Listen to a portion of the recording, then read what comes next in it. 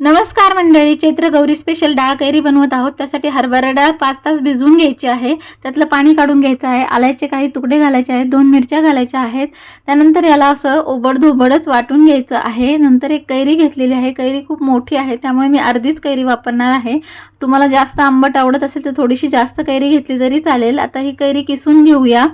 ही कैरी किसून झालेली आहे। डाळीमध्ये ही कैरी घालून घ्यायची आहे। आता यामध्ये आपल्याला चवीनुसार मीठ ॲड करायचं आहे। कोथिंबीर घालते आहे। याला छान असं मिक्स करून घेऊया। इकडे फोडणी बनवून घेऊया। तेल घातलेलं आहे, त्यात जिरे मोहरी घालायची, कढीपत्ता घालायचा आहे। मस्त खमंग अशी फोडणी तयार करून घ्यायची आहे। थोडीशी हळद घातलेली आहे।